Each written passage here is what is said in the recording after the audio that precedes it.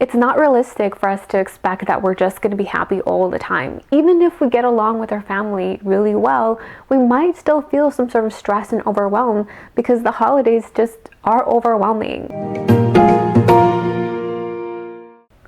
Welcome to Therapy Explained, where we explain, demystify, and destigmatize mental health and mental health treatment. My name is Deniss.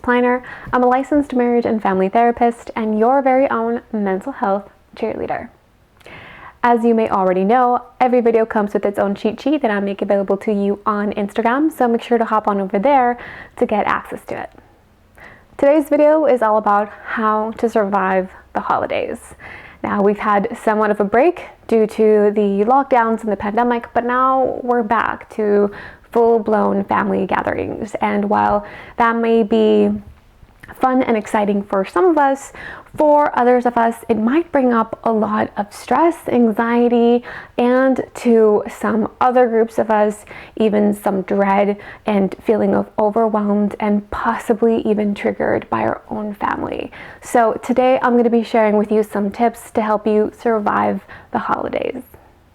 Allow yourself to feel whatever comes. Now, this falls in line with what we talk a lot about, which is self-compassion. The holidays, I know, is painted as this really wonderful, happy time, which again, it can be, but not for all of us and not all the time. So if you feel some sort of frustration, some anxiety, some sadness, or if your grief is being activated during this time, it's okay. Allow yourself to feel these things, because the truth is that we all feel this way at some point during the holidays. It's not realistic for us to expect that we're just going to be happy all the time. Even if we get along with our family really well, we might still feel some sort of stress and overwhelm because the holidays just are overwhelming with the gift giving and the traveling and the family gatherings. There's just a lot to figure out. And there's an extra layer on top of that if you have strained relationships with your family members. So be patient with yourself. Whatever emotion comes, recognize that it's here, know that it is normal, and that it will pass. The best that we can do in these moments is take care of ourselves by practicing some self-soothing or making use of our coping skills. Number 2, be as alone as you want to be. Again, the picture of the holidays is just being surrounded with family and all of your family and a lot of friends and just being around people all the time. But again, not all of us like to be around people all the time, and even when we do, everyone could use a break. So allow yourself to take breaks between your family gatherings. If you're staying with family, take a break. Go get coffee, go for a walk, excuse yourself and let them know you'll be right back. Now, if you're at home, also allow yourself to only come over to your family's home when you are genuinely ready. Even in the middle of parties, it's totally okay for you to say, I'm gonna go outside and get some fresh air. You don't necessarily have to divulge everything that's going on for you. So don't feel pressure to do that either. And of course, if you ultimately don't get along with your family and find them more toxic and triggering than helpful, also give yourself permission to say no to these gatherings. A simple, I'm not able to make it this year is more than enough. And remember that their feelings about your boundary are normal, are valid, they're allowed to have their feelings, but they're not your responsibility. So you don't have to explain it and you don't have to make them feel good about it, because your job and your responsibility is to yourself.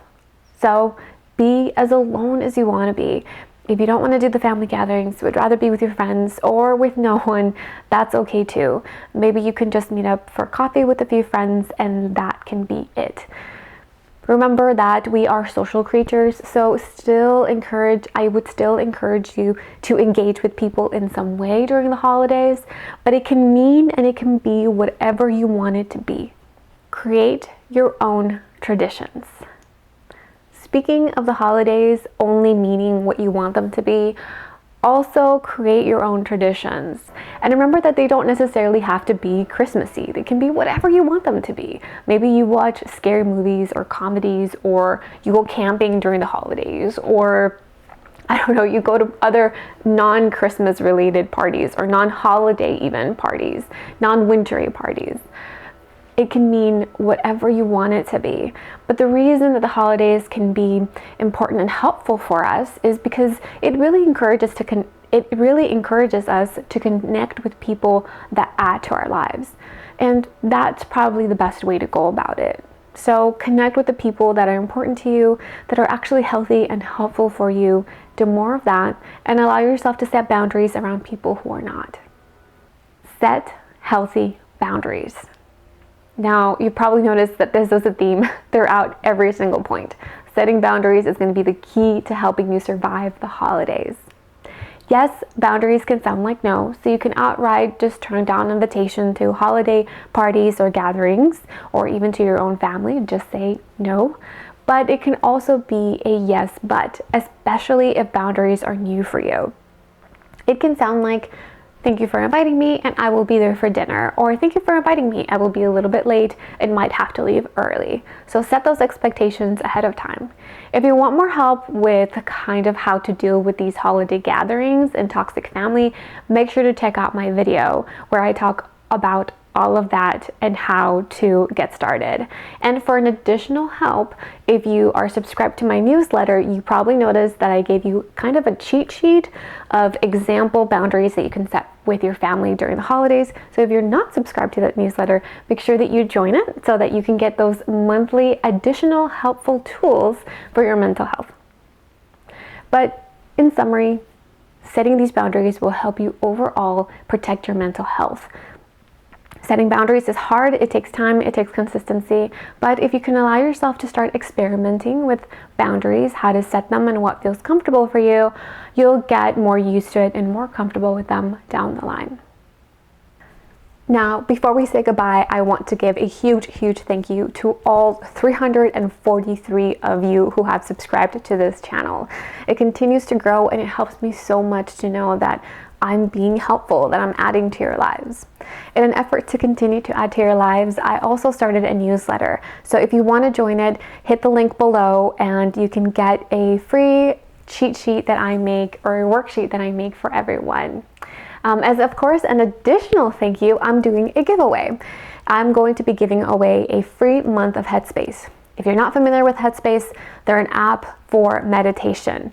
Now, one of my favorite things about it is that when you first download the app and start the program, it teaches you how to meditate and it starts you off with very short meditations. After that, they also offer different sorts of meditations every day with different themes and different lengths, which I love, anywhere from like 3 minutes to 10 to 15 and even longer. So I really like this app for mindfulness, which we're probably all going to need a little bit of during the holidays. So if you want to enter to win, make sure that you are subscribed to this channel, that you have liked this video, and comment down below with why you feel that this month of meditation would be helpful for you. If you're subscribed to the newsletter, make sure to leave that extra piece of information to help you get a second entry. Now it is one entry per person, so it is limited, but if you're subscribed to the newsletter, you get a second entry with that extra piece of information, so make sure to include that in your comments down below. I will be reaching out to the person directly this Friday. I will be picking the winner this Friday, and I will be contacting you directly. I hope that you found this video useful or helpful. If you did, make sure to give it a thumbs up and subscribe to this channel for more videos on all things mental health. As usual, your cheat sheet is already available to you on Instagram, so make sure to hop on over there to get access to it. Thank you so much for watching, and remember, as always, I'm cheering for you.